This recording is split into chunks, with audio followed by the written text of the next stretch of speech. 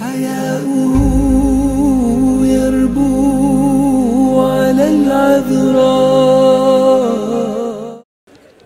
السلام عليكم ورحمة الله وبركاته.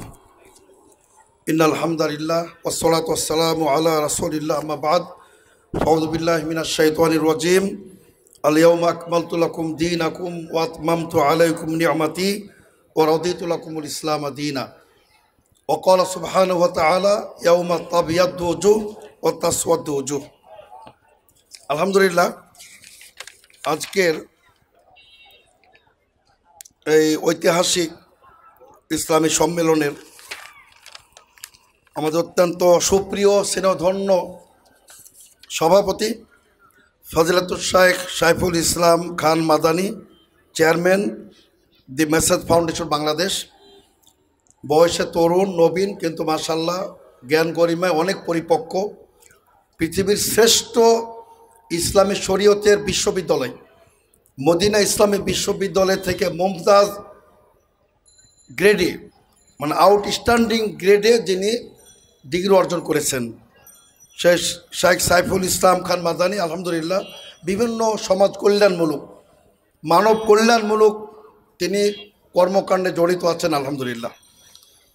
এখানে আর উপস্থিত রয়েছেন আপনাদের সকলের সুপরিচিত এবং অত্যন্ত প্রিয় ব্যক্তিত্ব এবং বিশিষ্ট বাগ্মী লেখক গবেষক ফজিলাতুল শাইখ ডক্টর শহীদুল্লাহ খান মাদানী, সংগ্রামী সেক্রেটারি জেনারেল বাংলাদেশ জমিয়ত আহলে হাদিস।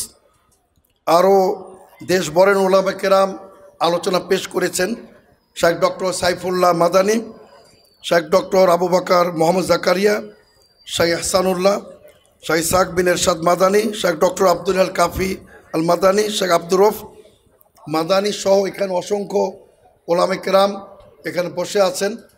আমাদের প্রিয় ভাই ডাক্তার মুর্শেদ আলম তিনি রয়েছেন এবং অন্যান্য উলামায়ে কেরাম রয়েছেন। আমাদের প্রিয় সঞ্চালক শেখ রবিউল্লাহ মাশাআল্লাহ, যিনি বিশেষ করে এই গত জুমায় যিনি আপনার একটি মানববন্ধন এবং ইসকনদের অপতৎপরতার বিরুদ্ধে অত্যন্ত কার্যকরী যিনি একটি মানববন্ধন আমাদের হাফেজ ওয়াসিম সজীব তারা যৌথভাবে তারা একটা অনুষ্ঠান করেছেন আলহামদুলিল্লাহ।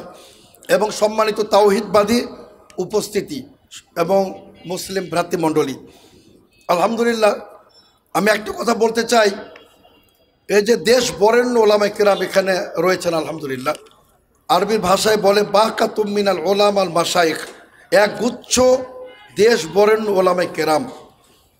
তো আমরা কিন্তু অনেক আশাবাদী এই যে একটা মানে একটা শ্রেণী বাংলাদেশে বর্তমানে এত উচ্চ পর্যায়ের উচ্চ শিক্ষিত প্রথম শ্রেণীর আলেম, আমি মনে করি যে ইনাদের মাধ্যমে ওই সুড়ুঙের অন্ধকারেও টর্চ লাইটের কাজ হবে ইনশাল্লাহ, অন্ধকার দূরীভূত হবে ইনশাল্লাহ। তবে তারপর আমি বলতে চাই একটা যেন মানে দূরত্ব একটা বিভাজন কিন্তু আছে, যে অস্বীকার করা যাবে না। আমরা এটাকে ঘুরছে দিতে চাই। বাংলাদেশ জমিয়ত আহলে হাদিস সবসময় উদারনীতি আমরা গ্রহণ করি, আমরা স্বাগত জানাই। আর অবশ্যই যেহেতু বাংলাদেশের তাওহীদবাদীদের সর্বপ্রাচীন এবং সর্ববৃহৎ সংগঠন বাংলাদেশ জমিয়ত আহলে হাদিস, আমি মনে করি যে এই সংগঠনের সাথে সুসম্পর্ক বজায় রাখলে প্রত্যেকের দাওয়াতি কার্যক্রম বাংলাদেশে পরিচালনা করতে সহজ হবে, বাংলাদেশের জনগণ বেশি উপকৃত হবেন ইনশাল্লাহ। আর তারই সাথে আমি অবশ্যই এই গ্যান্ডারিয়ার উদ্যমী তরুণদের প্রশংসা না করে পারছি না, যে আমাদের যুব সমাজ তারা ইতিহাস সৃষ্টি করেছে আজকে আলহামদুলিল্লাহ। এবং আমরা বিশ্বাস করি যেভাবে গ্যান্ডারিয়ার তরুণ সমাজ জেগে উঠেছে, সমগ্র বাংলাদেশের তরুণ সমাজ যদি জেগে ওঠে তো বাংলাদেশ থেকে শিরক বিদআতকে আমরা উৎখাত করতে পারবো ইনশাআল্লাহ। এবং আমরা বিশ্বাস করি বাংলাদেশের ইতিহাসের প্রতিটি সংগ্রামে প্রতিটি আন্দোলনে নেতৃত্ব দিয়েছে তরুণ সমাজ।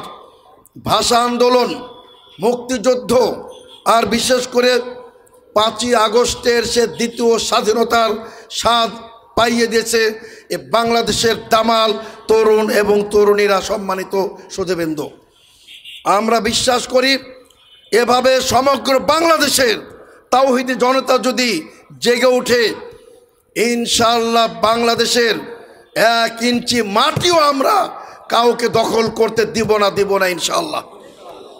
তো সম্মানিত সুধীবৃন্দ, এখানে মাশাআল্লাহ আমাদের কাউন্সিলর, কমিশনার ইসাক সরকার এবং তার ভাই ইয়াকুব সরকার, তারা অত্যন্ত মূল্যবান, কোরআন ও সুন্নাহর আলোকে তারা অত্যন্ত মূল্যবান তার আলোচনা পেশ করেছেন। তো তাদের আলোচনা সূত্র ধরেও আপনাদের সম্মুখে আমি কিছু কথা বলতে চাই। তবে তার আগে অবশ্যই তাদের বক্তব্যের সূত্র ধরে বলতে চাই যে এই যে আপনার ইসকন নামক যে সংগঠন, এটা আমি মনে করি যেটা বাংলাদেশের প্রত্যেকটা নাগরিকের তাদের বিরুদ্ধে রুখে দাঁড়াতে হবে।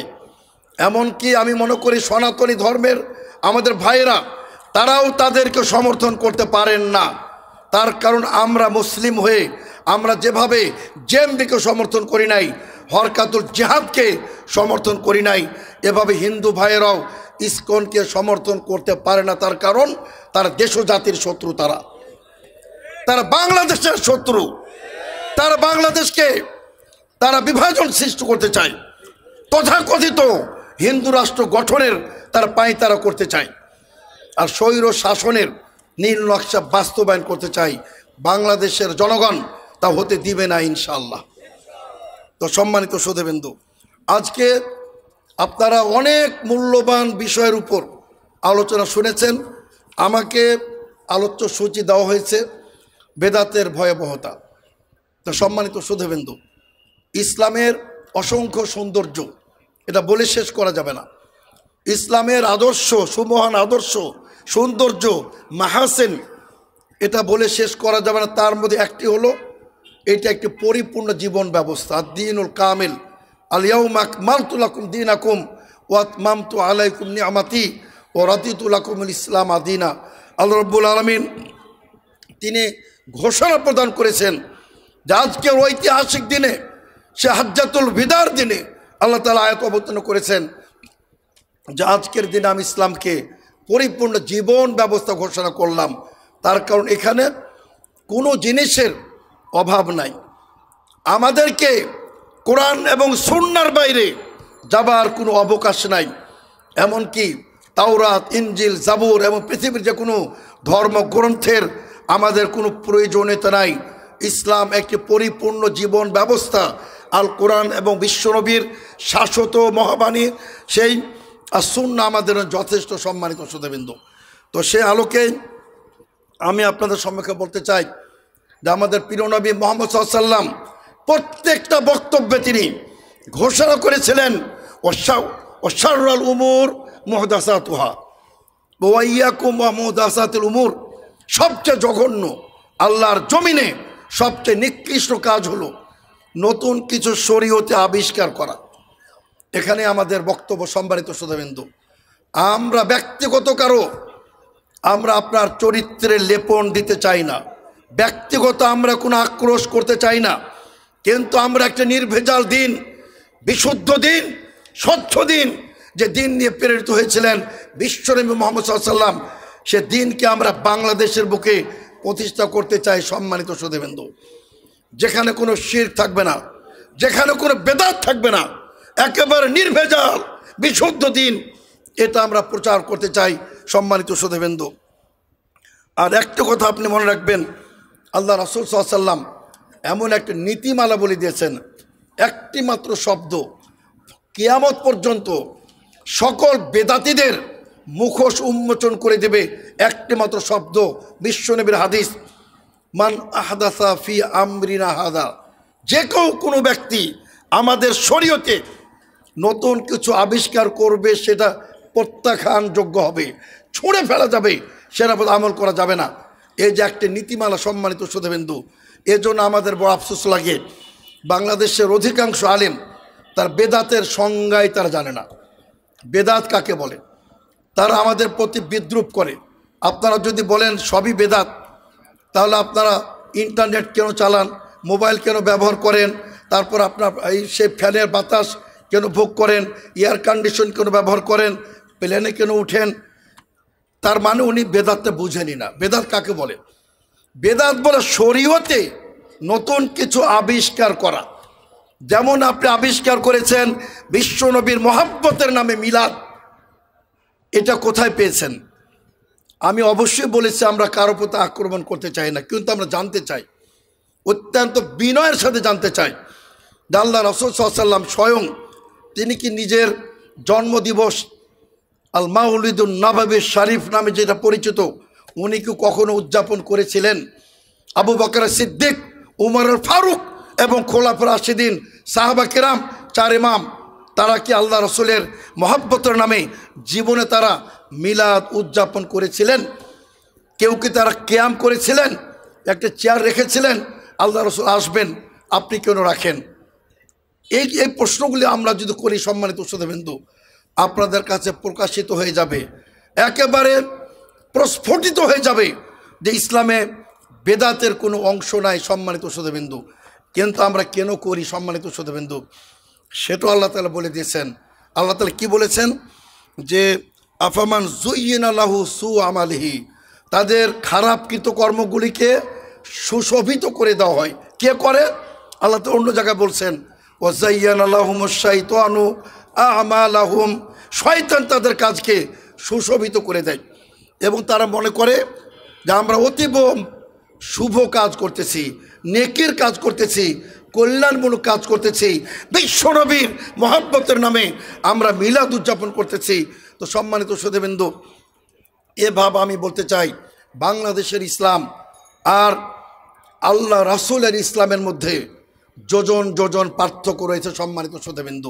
বাংলাদেশের ইসলাম আর মদিনার ইসলামের মধ্যে ব্যাপক পার্থক্য রয়েছে। বাংলাদেশের ইসলাম আর আল কোরআনের ইসলামের মধ্যে ব্যাপক পার্থক্য রয়েছে।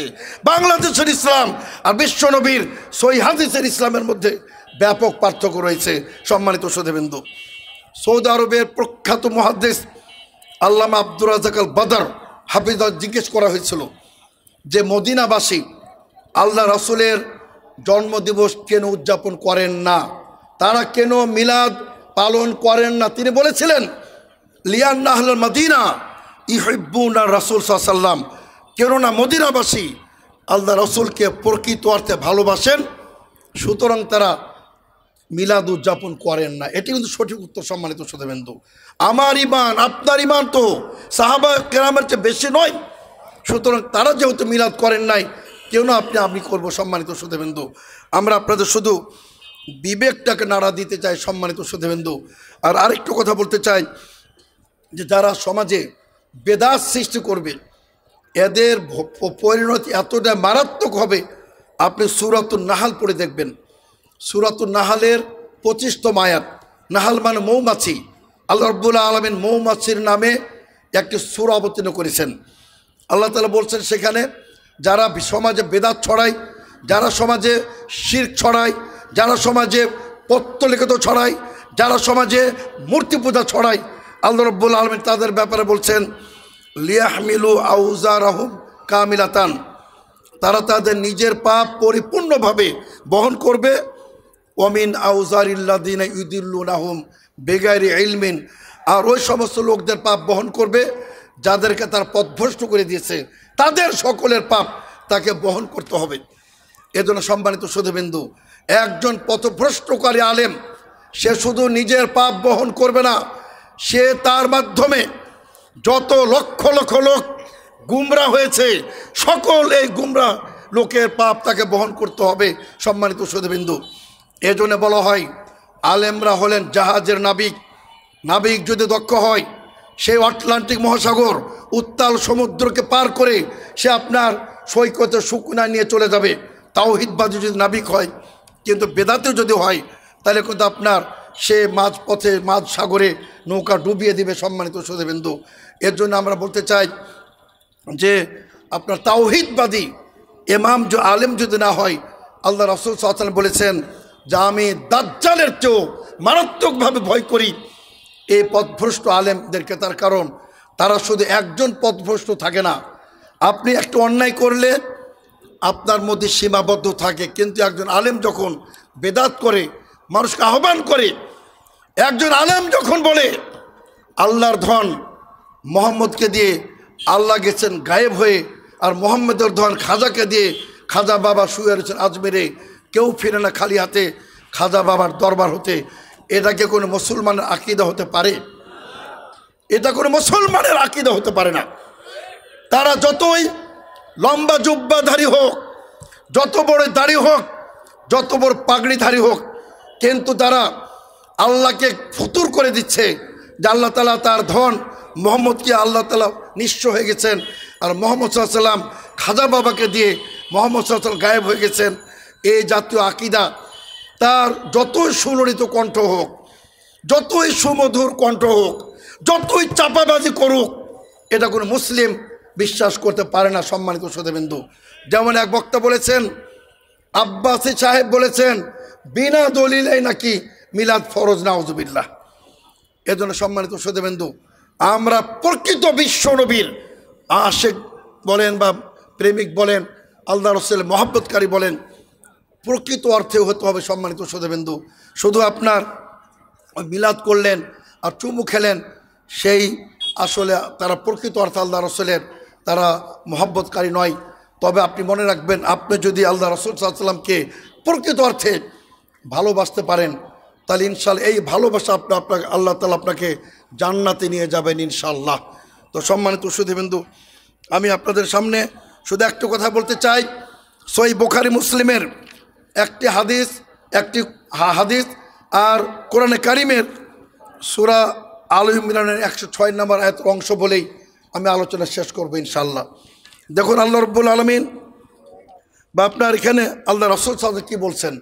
আল্লাহ রাসূল সাল্লাল্লাহু আলাইহি ওয়াসাল্লাম বলছেন, মান আওয়া মুহদিসান, কোনো ব্যক্তি যদি কোনো বেদাতিকে আশ্রয় প্রশ্রয় প্রদান করে, ফাআলাইহি লানাতুল্লাহ, ওই ব্যক্তির প্রতি আল্লাহর অভিসম্পাত হবে। লানাত হবে মানে আল্লাহর রহমত থেকে দূরে চলে যাবে, এবং ফেরেশতা মণ্ডলীর লানাত হবে। সমগ্র পৃথিবীর মানুষের লানত বর্ষণ হবে কার প্রতি? যে ব্যক্তি কোনো বেদাতিকে আশ্রয় প্রশ্রয় দিবে। এই জন্য সম্মানিত শ্রোতাবৃন্দ, কোনো বেদাতিকে সম্মান করা যাবে না, কোনো বেদাতিকে আশ্রয় প্রশ্রয় প্রদান করা যাবে না। বেদাতিকে আপনাকে মনের ভিতর থেকে ঘৃণা করতে হবে। এই ব্যক্তি সমাজকে কলুষিত করতেছে, বিশ্বনবীর সুন্নাহকে বিদায় করে দিচ্ছে। এজন্য সম্মানিত শ্রোতাবৃন্দ, আরেকটি আয়াত শুনে দেখুন আল্লাহ তাআলা কি বলছেন। এটা আমার আপনার জন্য অত্যন্ত সুখের সংবাদ। আল্লাহ তাআলা বলছেন, ইয়াউমা তাবয়াদ্দু উজুহু ওয়া তাসওয়াদ্দু উজুহ, কিয়ামত দিবসে কত মানুষের চেহারা হবে উদ্ভাসিত, দীপ্তিমান, আলোকিত, ঔজ্জ্বল্য ছড়াবে, নূরে নূরান্বিত চেহারা থাকবে। আবার কতগুলো চেহারা হবে কালো, একেবারে আপনার আলকাতরা লেপে দেওয়া হয়েছে। কাদের? সম্মানিত শ্রোতাবৃন্দ, ইবনে আব্বাস রাদিয়াল্লাহু আনহু থেকে তাফসীর বর্ণিত হয়েছে যে আহলুস সুন্নাহ জামাতের চেহারা হবে আলোকিত, আর বেদাতীদের চেহারা হবে কালো কুসকুসে। কাজে আপনার বাংলাদেশের সারা পৃথিবী দেখবেন কত লোক কালো আছে, কত সাদা, কিন্তু অনেক কালো লোক, নিগ্র লোকের ইমান আকীদা আপনার আমার চেয়ে ভালো আছে আলহামদুলিল্লাহ। কিন্তু কিয়ামত দিবসে এদের প্রত্যেকের চেহারা আলোকিত হয়ে যাবে। কিন্তু পৃথিবীতে যতই সুন্দর হোক, যদি বেদাতি হয়, তাহলে কিয়ামত দিবসে তাদের চেহারাও কয়লার মতো কালো হয়ে যাবে। সম্মানিত শ্রোতাবৃন্দ, তা আমি আপনাদের সামনে এ কথাই বলতে চাই যে বেদাত এটা আপনার কাবিরা গুনার চেয়ে মারাত্মক। ইমাম সুফিয়ান সাউরি বলেন যে একজন বেদাতি কখনোই অনুশোচনা করে না, এ কারণে তার নসিবে তওবা হয় না। কিন্তু একজন জেনা ব্যভিচারকারী সে কিন্তু অনুশোচনা করে যে রব্বুল আলামিন আমার দ্বারা অন্যায় হয়ে গেছে, তুমি আমাকে ক্ষমা করে দাও। কিন্তু কোনো বেদাতি অনুশোচনা করে না, তওবা করে না। এর জন্য সম্মানিত শ্রোতাবৃন্দ, আমি আপনাদের সামনে মাত্র দুটি কথা বলে আলোচনা শেষ করতে চাই। আমাদের দেশে ব্যাপকভাবে একটি বেদাত, আকীদাগত বেদাত ছড়িয়ে আছে যে আল্লাহ তাআলা সর্বত্র বিরাজমান, নাউজুবিল্লাহ। এটা কিন্তু কুফরি আকীদা। সম্মানিত শ্রোতাবৃন্দ, সৌদি আরবের বর্তমানে সবচেয়ে বিখ্যাত আলেম আল্লামা শাহ সালেহ ফাওজান, তাকে জিজ্ঞেস করা হয়েছে যে যারা বলে আল্লাহ তাআলা সর্বত্র বিরাজমান, এদের পিছনে সলাতের ইক্তেদা জায়েজ হবে কিনা। তিনি কি বলেছেন যে না, জায়েজ হবে না। তার কারণ তারা কাফের। আপনি কেন রিস্ক নেবেন? সম্মানিত সুধীবৃন্দু, আমাদের ভাইয়ের আপনারা বলেন যে আমরা 20 রাকাত তারাবি পড়ি কেন? যে 8 রাকাত পড়লে যদি কম হয়ে যায়, কাজে 20 রাকাত পড়ি। এখানে আপনার যে কাফের হবার সম্ভাবনা আছে, যে আপনি যদি মনে করেন আল্লাহ তাআলা সব্যতে বিরাজমান, এটা কুফরি আকীদা। তার কারণ আল্লাহ তাআলা কোরআনে বহু জায়গায় তিনি বলেছেন, 8 জায়গায় বলেছেন আল্লাহ তাআলা আরশের উপরে আছেন। সম্মানিত সুধীবৃন্দু, অনুরূপভাবে আল্লাহ তাআলা নিরাকার, এগুলাও কিন্তু কুফরি আকীদা। সহিহ হাদিসে বর্ণিত হয়েছে, আল্লাহ রাসূল সাল্লাল্লাহু আলাইহি ওয়াসাল্লাম বলেন, আমি আল্লাহকে দেখেছি ফি আহসান সূরাতিন, চমৎকার সুন্দর দৃশ্যে। সুতরাং আল্লাহ তাআলার অবশ্যই আকার আকৃতি আছে, কিন্তু আল্লাহ তাআলার আকার আকৃতি কারো মতো নয়। লাইসা কামিসলিহি শাই, ওটা একমাত্র আল্লাহর জন্য প্রযোজ্য। আল্লাহ তাআলার আকার আল্লাহ তাআলার মতোই। সম্মানিত সুধীবৃন্দু, তো আমি সম্মানিত সুধীবৃন্দু আর আলোচনা দীর্ঘ করতে চাই না, শুধু একটু কথা বলতে চাই, শেষ কথা, যে আমাদের আজ পর্যন্ত কোনো বেদাতিকে আমি এমন ওয়াজ বলতে শুনলাম না যে লাকাদ কানা লাকুম ফি রাসূলিহি উসওয়াতুন হাসানা, রাসূলের মধ্যে আমাদের উত্তম আদর্শ, এমন ওয়াজ তারা কেউ করে না। সম্মানিত সুধীবৃন্দু, আর সল্লু কামা রাআইতুমুনি উসাল্লি, আমার তরিকায় সালাত আদায় করো, এটাও তারা ওয়াজ করে না। সম্মানিত সুধীবৃন্দু, আমি পরিশেষে আমি মেসেজ ফাউন্ডেশন এবং গ্যান্ডারিয়া তরুণ সমাজের প্রত্যেক আমাদের তরুণ ভ্রাতৃমণ্ডলীকে, আমাদের তরুণ ছেলেদেরকে ধন্যবাদ সাধুবাদ জ্ঞাপন করে, এবং আপনারা যে মাশাআল্লাহ যেভাবে এখানে ব্যাপকভাবে স্বতঃস্ফূর্তভাবে আপনারা এখানে সাড়া দিয়েছেন, আপনাদেরকে ধন্যবাদ জ্ঞাপন করে আমি আমার সংক্ষিপ্ত আলোচনা এখানে শেষ করছি। ওয়া আখিরু দাওয়ানা আলহামদুলিল্লাহি রাব্বিল আলামিন। আসসালামু আলাইকুম ওয়া রাহমাতুল্লাহি ওয়া বারাকাতুহু।